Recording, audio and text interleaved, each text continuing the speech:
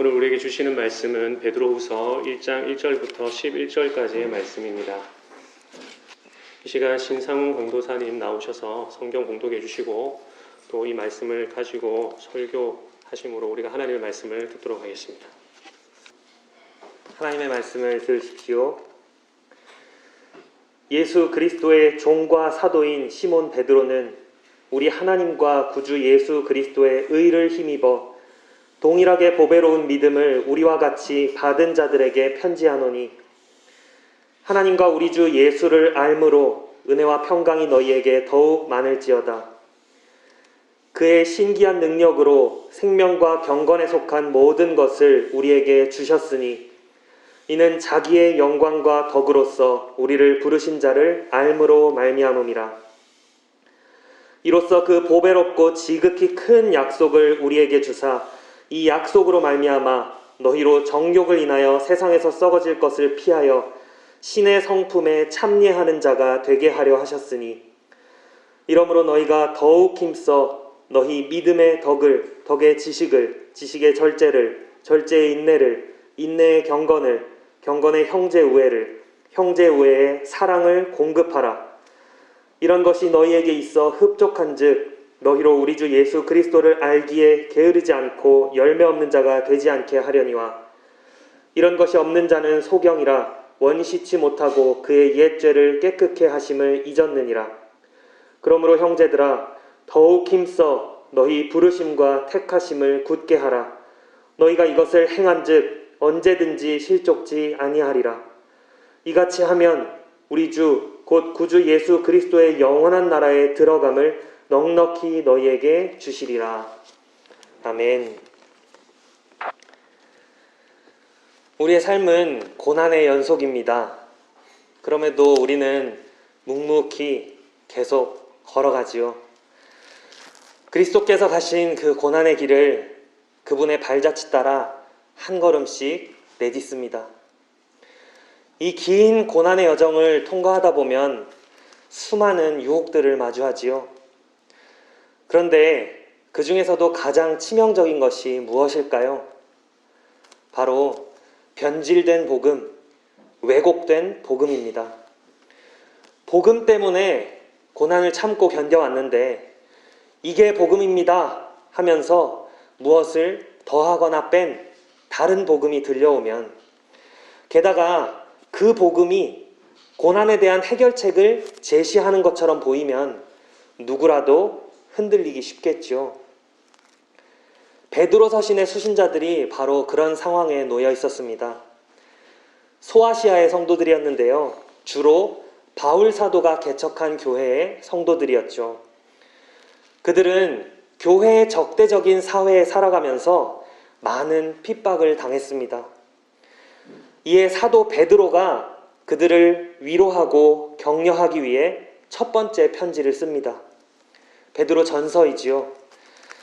아마도 바울이 로마 감옥에서 석방된 후에 서바나에 방문 중이었기 때문에 베드로가 서신을 통해 목양한 것 같습니다.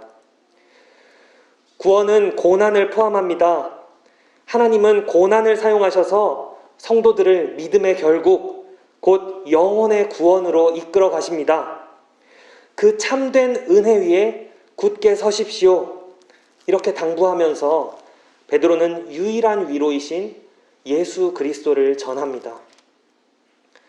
그런데 얼마 지나지 않아 베드로는 두 번째 편지를 써야만 했습니다. 교회 안에 거짓 교사들이 일어나서 성도들을 유혹했기 때문입니다. 거짓 교사들은 당시 로마의 세속적인 사상과 퇴폐적인 문화에 젖어 방탕한 삶을 살았습니다. 그들의 가르침은 온통 세속주의와 현세주의에 찌들어 있었죠. 특별히 그들은 예수님의 재림을 부인했는데요. 재림이 무엇과 연결되기 때문입니까? 저리로서 산자와 죽은 자를 심판하러 오시리라. 심판이죠. 그들은 재림은 없다, 심판은 없다 하면서 자기들의 방탕한 생활 방식을 옹호할 뿐 아니라 적극 권장하기까지 이르렀습니다. 그런데 이처럼 거짓을 말하고 삶으로 주인을 부인한 자들의 영향력이 왜 그렇게 컸을까요? 우선 그들이 교회 안의 사람들이었기 때문입니다. 그들도 세례받은 회원들이었죠. 허나 무엇보다도 그들의 유혹이 치명적이었던 이유가 베드로후서 3장 15, 16절에 나오는데요. 그들이 자기들의 방탕한 삶을 변호하는데 바울 사도의 글을 사용했기 때문입니다. 교회 개척자인 바울이 전한 이신칭의의 복음을 제멋대로 풀고 해석해서 신자들의 믿음을 동요시킨 것이죠. 성화의 열매가 없어도 믿기만 하면 칭의에 근거해서 구원받는다. 구원받았으니 고난당하면서까지 율법을 지킬 필요가 없다. 이런 식으로 바울이 전한 복음의 의미를 비틀어서 전혀 다른 의미를 만들어냈던 것 같습니다. 그렇게 교회가 밖으로는 세속적인 영향력에 안으로는 왜곡된 복음에 유혹받고 있는 상황에서 베드로는 목자의 긍휼 어린 심정으로 베드로 후서를 씁니다. 보통의 편지들과 달리 서두에서부터 핵심적인 내용들을 바로 전개하는데요. 급한 마음에 결정적인 해법을 처음부터 제시하는 것이죠. 그런데 뭔가 화려하고 세련된 메시지, 참신한 메시지가 아니라 아주 친숙한 기독교 교리를 언급합니다. 거짓에 대항하고 거짓을 물리치는 가장 좋은 방법은 진리를 굳게 붙드는 것이기 때문입니다. 그래서 베드로는 내가 너희로 생각나게 하려 하노라, 너희로 기억하게 하려 하노라 하는 말을 5번이나 반복하면서 진리를 기억하라고, 그대로 실천하라고 요청합니다. 오늘 이 시간 임박한 죽음을 직감하고 유언처럼 써내려간 한 사도의 고별 설교를 통해 저와 여러분도 복음을 기억하고 복음에 순종하는 자들 되기를 간절히 소망합니다. 3가지 요점으로 나누어서 살펴보려 하는데요. 먼저 우리는 받은 자들이라는 것입니다. 우리는 받은 자들입니다. 다음으로 우리는 받은 것을 공급해야 합니다. 마지막으로 우리가 받은 것을 공급하면 하나님은 우리에게 넉넉히 주실 것입니다. 성도 여러분, 첫째로 우리는 받은 자들이라는 사실을 기억해야 합니다. 우리는 먼저 무엇을 받았습니까? 믿음을 받았습니다. 1절 마지막에 믿음을 우리와 같이 받은 자들에게 편지하노니 하지요. 그런데 베드로는 이 믿음을 동일하게 보배로운 믿음이라고 표현합니다. 이방인인 여러분이 받은 믿음은 유대인인 우리가 받은 믿음과 동등합니다. 여러분 각자가 받은 믿음은 사도인 우리가 받은 믿음과 동일합니다. 이런 의미입니다. 믿음이 왜 동일하게 보배롭습니까? 누구에게나 똑같이 귀한 결과를 낳기 때문입니다.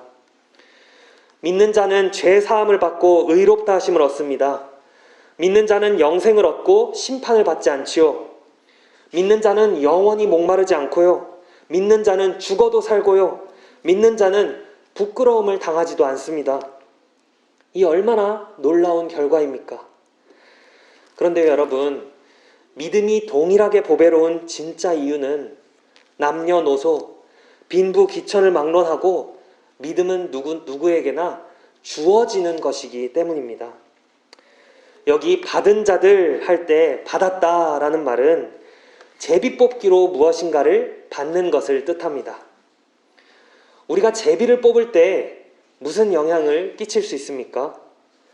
그저 결과를 받아들이는 것 외에는 아무것도 할 수 있는 게 없지요. 그렇습니다. 믿음은 인간의 어떤 협력도 없이 하나님으로부터 주어지는 것입니다. 하나님의 선물이지요. 누구도 스스로 믿을 수 없습니다. 믿음은 사람의 마음속에서 만들어지지 않습니다. 내가 결단해서 믿을 수 있다면 왜 여전히 믿지 못한 채 괴로워하는 수많은 구도자들이 존재하겠습니까? 예수님은 우리가 도저히 믿을 수 없는 일을 하신 분입니다. 우리의 한계를 넘어서는 분이시죠. 그래서 믿음은 오직 예수 그리스도의 의를 힘입어 받는 것입니다. 따라서 우리에게 주어진 믿음의 대상은 당연히 예수님입니다. 1절에 우리 하나님과 구주 예수 그리스도라는 표현은 우리 하나님이신 구주 예수 그리스도라고 읽는 것이 정확합니다. 예수님은 하나님이십니다. 예수님은 구주이십니다. 예수님은 그리스도이십니다. 예수님은 주님이십니다. 이렇게 인정하고 신뢰하도록 만드는 것이 바로 믿음의 역할이라는 것이죠. 여러분, 그런데 믿음은 혼자 외롭게 오지 않습니다. 귀중한 많은 것들과 함께 옵니다. 하나님이 우리에게 무엇을 주셨습니까? 하나님과 예수님을 아는 지식을 주셨습니다. 2절과 3절에 하나님과 우리 주 예수를 알므로, 우리를 부르신 자를 알므로 하지요. 성경에서 하나님을 안다, 그리스도를 안다 하는 말은 그저 이론적인 지식만을 의미하지 않지요. 인격적이고 경험적인 지식을 의미합니다. 부부가 같이 살면서 서로를 깊이 알고 결국에는 서로를 닮아가는 그런 관계적인 지식을 가리키죠. 존재와 삶을 결정적으로 바꾸어 놓는 그런 지식입니다. 그런데 이와 같은 지식이 믿음과 함께 주어집니다. 우리에게 믿음을 주셔서 예수님을 믿게 하신 그 순간 예수님과의 인격적인 만남 또한 주어지고 시작되는 것이죠. 이것은 관계이고 사귐이기 때문에 우리가 마음 먹는다고 가능한 게 아닙니다. 예수님이 만나 주셔야 가능하죠. 그런데 더욱 특별한 점은요, 이것이 우리 편에서 수락하거나 거절할 수 있는 초대가 아니라는 겁니다. 왜 그렇습니까? 전적으로 하나님의 부르심에 달려있기 때문입니다. 3절에 보시면 하나님은 다른 누구도 아닌, 다른 무엇도 아닌 하나님 자신의 영광과 덕으로서 우리를 부르십니다. 부르심의 성공과 실패 여부에 하나님 자신의 영광과 덕을, 하나님 자신의 찬란한 영광과 아름다움을 걸어두신 것이죠. 그렇기 때문에 하나님의 부르심에는 실패도 없고 후회하심도 없습니다. 하나님은 지식과 함께 또한 우리에게 무엇을 주셨습니까? 3절입니다. 생명과 경건에 속한 모든 것을 우리에게 주셨으니, 생명과 경건에 이르게 하는 모든 것을 주셨습니다. 조금씩 계속 주신다는 게 아니라 이미 다 주셨다고 완료형으로 표현합니다. 경건은 달리 표현하면 경외인데요. 이 생명과 하나님 경외는 늘 함께합니다. 여호와를 경외하는 것은 생명의 셈이라, 여호와를 경외하는 것은 사람으로 생명에 이르게 하는 것이라, 여호와를 경외함의 보응은 생명이니라. 생명을 창조하시고 주관하시는 분이 하나님이신데 그분을 경외하지 않고 생명을 누릴 수 있습니까? 그럴 수 없죠. 우리는 그리스도 안에서 거듭날 때 새 생명을 이미 얻었습니다. 믿음도 받았고요, 지식도 받았습니다. 그러나 우리는 영적 아이로 태어났지요. 어머니 뱃속에서 다 자라서 성인으로 태어나는 사람이 한 사람도 없듯이 중생도 마찬가지입니다. 경건을 통과하면서 성장하고 성숙하며 영원한 생명이 완성되는 그 날을 향하는 겁니다. 그런데 거기에 필요한 모든 것을 하나님이 그분의 능력으로 다 주셨습니다. 우리를 생명과 경건으로 나아갈 수 있게 하는 그 근원 역시 우리에게 있지 않고 전적으로 하나님의 능력에 달려있는 것이죠. 그뿐 아닙니다. 하나님은 우리에게 보배롭고 지극히 큰 약속들을 주셨습니다. 여기에도 하나님은 자신의 영광과 덕을 걸어두셨습니다. 하나님의 약속은 결코 취소되거나 실패하지 않는다는 보증이지요. 태초부터 주신 수많은 약속들이 누구를 향합니까? 예수 그리스도를 향하죠.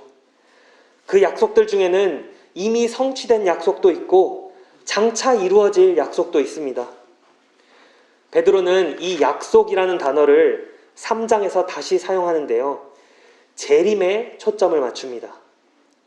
거짓 교사들이 재림과 심판을 부인했기 때문이죠. 그러나 여러분, 아직 이루어지지 않은 약속이라고 할지라도 이미 받은 약속입니다. 더딘 것 같아도 반드시 이루어집니다.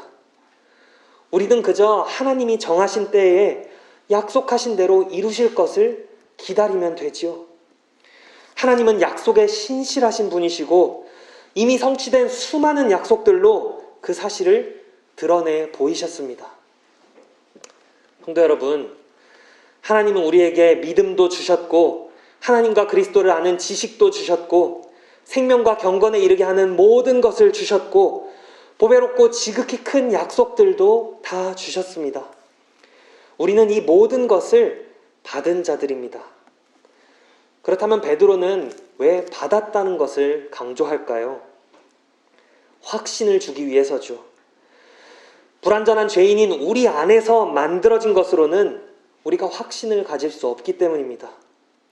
하지만 믿음도 지식도 약속들도 다 하나님께 받은 것이고 우리 밖에서 이루어진 예수님의 의로 말미암은 것이기 때문에 우리는 확신을 가질 수 있습니다. 우리에게 있는 모든 좋은 것은요, 우리를 붙들고 있는 모든 것들은요, 다 하나님께서 주신 것입니다. 다 하나님이 하시는 일입니다. 하나님이 반드시 완성하실 것입니다. 우리는 받은 자들이라는 사실을 늘 기억하면서 감사한 마음으로 살아가시기를 소망합니다. 둘째로, 우리는 받은 것을 공급해야 합니다. 우리가 모든 것을 받았다는 사실은 참으로 우리에게 큰 격려가 아닐 수 없습니다. 하나님의 주권에 기댈 수 있기 때문이죠. 그러나 동시에 우리가 모든 것을 받았다는 사실은 참으로 우리에게 큰 경고이기도 합니다. 하나님이 원하시는 대로 행하는 데 필요한 모든 것들이 그리스도 안에서 우리에게 이미 다 주어져 있기 때문입니다. 우리의 책임이 요구되는 것이죠. 원문의 3절과 4절은 한 문장으로 되어 있는데요. 마지막에 있는 목적을 강조합니다. 하나님이 자기의 영광과 덕으로서 우리를 부르신 목적이 무엇입니까? 하나님을 아는 지식을 주신 이유가 무엇인가요? 생명과 경건에 이르는 모든 것을 주신 이유가 무엇이며 보배롭고 지극히 큰 약속들을 주신 목적이 무엇입니까? 이렇게 값진 것들을 다 주셨을 때에는 대단히 큰 목적을 가지고 계시겠죠. 그것은 바로 우리로 하여금 신의 성품에 참여하는 자가 되게 하려 하심입니다. 신의 성품에 참여한다는 게 무슨 의미일까요? 신의 성품은 말 그대로 하나님의 성품입니다. 하나님은 자기 형상에 따라 인간을 지식과 의와 거룩함으로 창조하셨죠. 하지만 죄와 타락으로 인해 우리의 온 성품은 부패했고 하나님의 형상도 크게 훼손되었습니다. 그러나 신자들은 하나님의 온전한 형상이신 예수 그리스도 안에서 새롭게 되었습니다. 회복된 우리의 형상은 종말의 완전한 형상에 이를 때까지 그리스도를 닮아 점점 변화되지요. 이게 바로 신의 성품에 참여하는 것입니다. 바울 사도도 하나님이 우리를 그 아들의 형상을 본받게 하기 위하여 미리 정하셨다 말합니다. 그런데 여러분, 하나님이 계획하시고 실행하시는 이 일을 결국 누가 해야 합니까? 하나님이 신의 성품에 참여하셔야 하나요? 하나님이 그리스도의 형상을 본받으셔야 합니까? 아니죠. 우리가 참여하고 우리가 본받아야 합니다. 신인 협동서를 말하는 게 아닙니다. 하나님은 우리의 의지를 사용하시죠. 우리를 로봇처럼 조종하시지 않습니다. 그리스도 안에서 회복된 자유로 성령을 쫓아 행하길 원하십니다. 육체의 정욕 때문에 세상에서 썩어질 것을 피하기를 바라시죠. 그래서 우리에게 지켜 행할 명령들을 주십니다. 베드로는 우리에게 신의 성품에 참여하기 위해 어떻게 해야 한다고 명하나요? 공급하라고 합니다. 더욱 힘써 너희 믿음의 덕을, 덕의 지식을, 지식의 절제를, 절제의 인내를, 인내의 경건을, 경건의 형제 우애를, 형제 우애의 사랑을 공급하라. 순서에 특별한 의미가 있어 보이진 않습니다. 그러나 처음과 마지막은 분명히 의도된 것 같습니다. 믿음으로 시작하고 사랑으로 끝나기 때문이죠. 믿음은 모든 그리스도인의 출발점입니다. 사랑은 그리스도인의 절정이자 목적지이죠. 하나님이 주신 믿음은 사랑으로 열매 맺습니다. 그런데 제가 5절부터 7절을 문장의 의미를 전혀 훼손하지 않고 순서만 재배치해 보겠습니다. 본문을 보시고 비교하면서 들어보십시오. 이러므로 너희가 더욱 힘써 너희 사랑을 형제 우애에, 형제 우애를 경건에, 경건을 인내에, 인내를 절제에, 절제를 지식에, 지식을 덕에, 덕을 믿음에 공급하라. 어떻습니까? 의미에는 조금도 차이가 없지요. 왜 이렇게 한번 바꿔 보았냐면요, 사랑이 모든 것의 공급원이라는 사실을 조금 더 분명히 보여드리기 위함입니다. 우리는 믿음을 받았습니다. 생명과 경건에 이르게 하는 모든 것을 주셨으니 덕, 지식, 절제, 인내, 경건, 형제 우애도 다 받았죠. 그런데 이 모든 것들을 보충하기 위해, 특별히 믿음을 강화하기 위해 사랑을 공급하라 하십니다. 그 말은 우리가 사랑만큼은 이미 충만히 받아서 가지고 있다는 것이죠. 정말 그렇습니까? 물론입니다. 하나님은 사랑이시죠. 삼위 하나님의 서로를 향한 사랑보다 더 큰 사랑은 없습니다. 그런데 성부 하나님은 아들 예수님을 사랑하시는 만큼 똑같은 사랑을 우리에게 주셨습니다. 우리를 위해 독생자를 십자가에 내어주심으로 그것을 확증하셨죠. 하지만 모든 신자들이 무한한 사랑을 동일하게 받았음에도 그 사랑을 느끼는 데 있어서는 차이가 있습니다. 누구는 덜 사랑받는다고 느끼고요, 그래서 저 좀 더 사랑해달라고 간구하기도 합니다. 왜 하나님의 완전하고 영원한 사랑을 똑같이 받아놓고도 저마다 다르게 느낄까요? 바로 하나님에 대한 우리의 순종 차이 때문입니다. 요한일서 2장 5절입니다. 누구든지 그의 말씀을 지키는 자는 하나님의 사랑이 참으로 그 속에서 온전케 되었나니. 하나님의 말씀에 순종하면 할수록 하나님의 사랑을 더 많이 느낄 수밖에 없습니다. 나는 본래 순종할 수 없는 사람인 걸 알기 때문입니다. 하나님이 하셨고 하나님이 주셨다는 것을 더욱 실감하게 되지요. 그렇게 순종을 통해 하나님의 사랑을 더 크게 느끼면서 믿음이 자랍니다. 이것이 바로 믿음의 사랑을 공급하는 것입니다. 하나님께 받은 사랑을 깨달아서 믿음이 굳건해지는 것이죠. 성도 여러분, 받은 믿음으로 순종하고 순종으로 하나님의 사랑을 풍성히 누리고 그 사랑으로 하나님과 이웃을 사랑하면서 믿음이 활활 타오르는 이와 같은 선순환이 우리 삶에 이어지기를 바랍니다. 그렇게 신의 성품에 참여하는 자들 되시기를 소망합니다.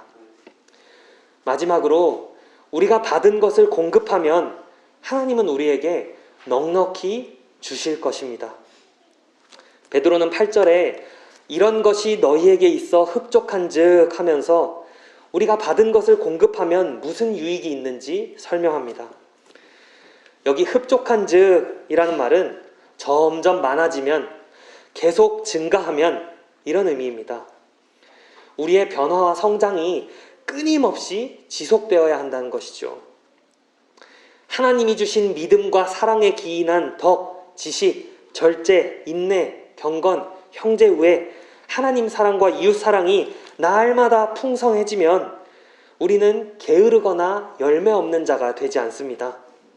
무엇에 있어서 그렇습니까? 우리 주 예수 그리스도를 아는 지식에 있어서 그렇습니다. 우리가 받은 것을 공급하면 할수록, 우리가 순종하면 할수록 예수님과 더욱 깊은 사귐에 들어간다는 것이죠. 너무나 당연한 일입니다. 그분이 우리 주, 우리의 주인이시기 때문이죠. 베드로는 자신을 예수 그리스도의 종이라고 소개합니다. 바울, 야고보, 유다, 요한 전부 마찬가지입니다. 그렇습니다. 우리 모두는 예수 그리스도의 종입니다. 종이 주인의 명령을 따르지 않으면서 어떻게 주인과 깊이 사귈 수 있겠습니까? 그런데 우리 주님은 다른 주인들과는 다르시지요. 죄의 종로를 타던 우리를 자기 목숨값으로 사셨습니다. 종을 위해 대신 죽으신 주인입니다. 종을 오히려 섬겨주신 주인입니다. 그런 주님을 우리가 어찌 사랑하지 않을 수 있겠습니까? 그런 주님의 말씀을 우리가 어찌 기쁘게 따르지 않을 수 있겠습니까? 주님께 순종하지 않는 자들은 소경이라 멀리 보지 못하게 됩니다. 장차 이루어질 주님의 약속들을 확신하지 못하게 되죠. 뿐만 아니라 자신의 죄사함도 잊어버립니다. 과거에 이루어 주신 구원의 확신이 흔들리고 약화되지요. 그래서 베드로는 다시 한번 강력하게 당부합니다. 형제들아, 더욱 힘써 너희 부르심과 택하심을 굳게 하라. 앞서서 더욱 힘써 공급하라 했었죠. 이번에는 부르심과 택하심을 굳게 하기 위해 더욱 힘쓰라 합니다. 더욱 힘써 공급하면 우리의 부르심과 택하심이 견고해진다는 겁니다. 왜 그렇습니까? 택함 받고 부름 받은 자들만 공급할 수 있기 때문입니다.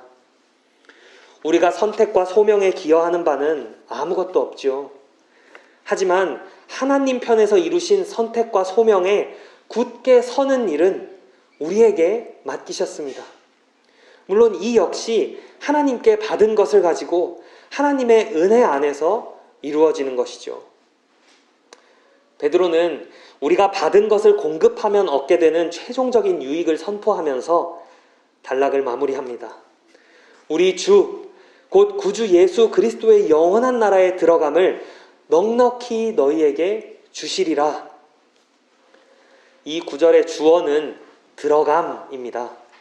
직역하면 이렇습니다.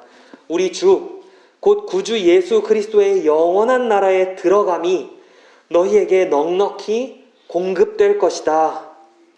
앞에 공급하라와 같은 단어를 의도적으로 사용했지요. 너희가 공급하면 너희에게 공급될 것이다. 이런 논조입니다. 우리가 받은 것을 공급하면 예수님과 깊은 사귐을 누립니다.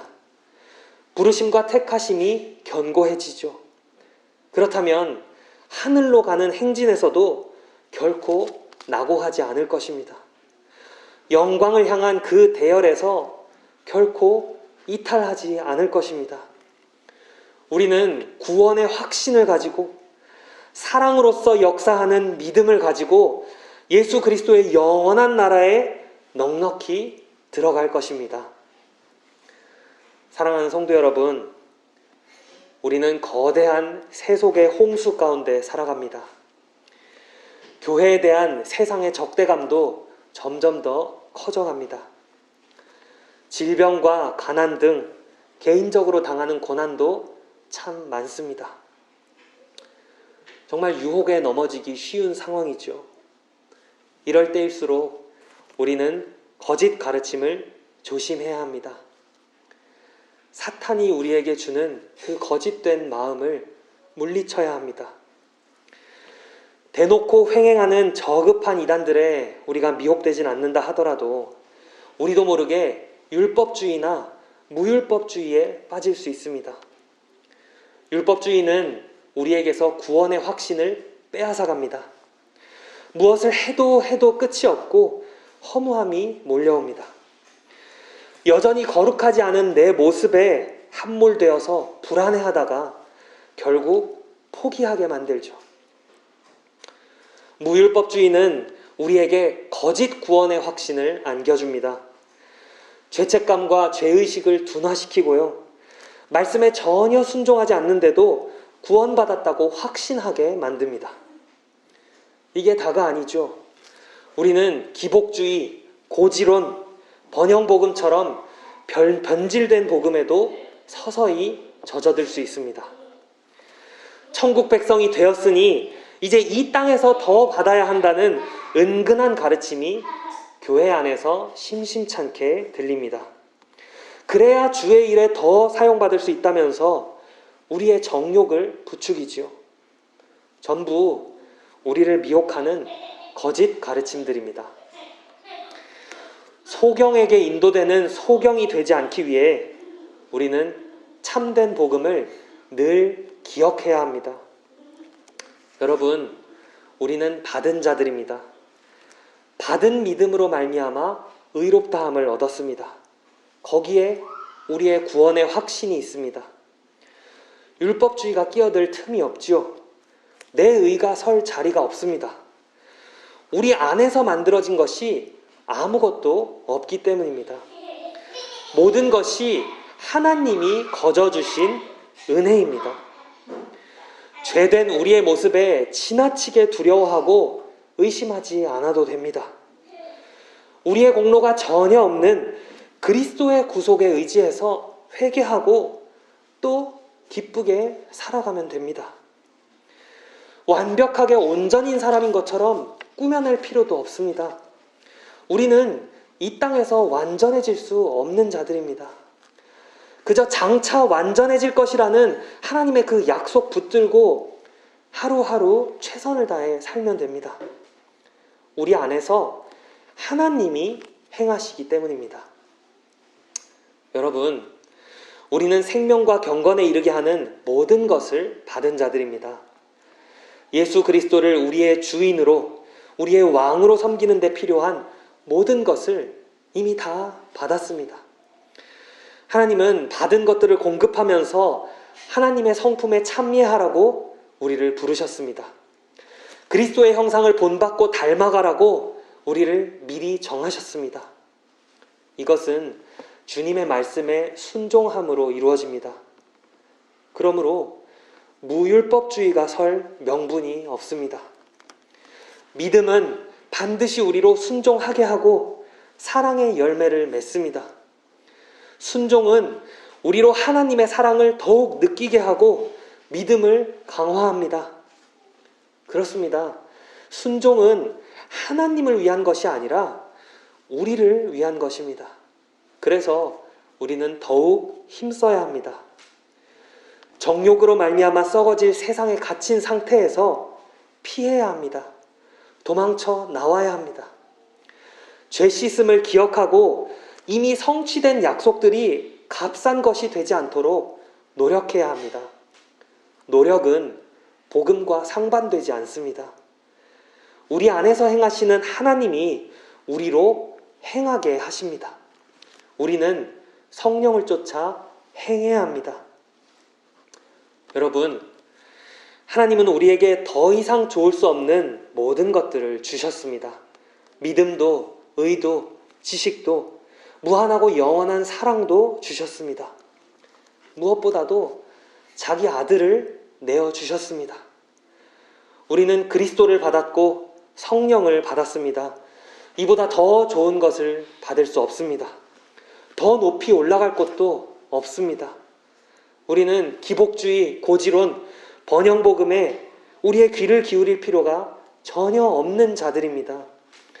우리는 더 받아야 할 자들이 아니라 이미 받은 것을 공급해야 하는 자들입니다. 사랑하는 성도 여러분, 우리는 받은 자들이라는 사실을 늘 기억하십시오. 그리고 받은 것을 공급하십시오. 주 예수 그리스도와 깊은 사귐을 누리게 될 것입니다. 부르심과 택하심이 견고해질 것입니다. 예수 그리스도의 영원한 나라에 들어감이 여러분에게 넉넉히 공급될 것입니다. 이 자리에 혹시 아직 부르심을 받지 못한 분이 계십니까? 믿음은 우리 안에서 나는 것이 아니니 믿음 주시기를 힘써 간구하십시오. 믿음은 들음에서 나니 그리스도의 말씀을 듣는 자리에 계속 나아오십시오. 하나님이 여러분을 외면하지 않으실 것입니다. 하나님이 여러분을 불러주시기를 간절히 소망합니다. 오늘 이 말씀의 은혜가 이 자리에 계신 모든 분들과 함께하기를 성부와 성자와 성령의 이름으로 축복합니다.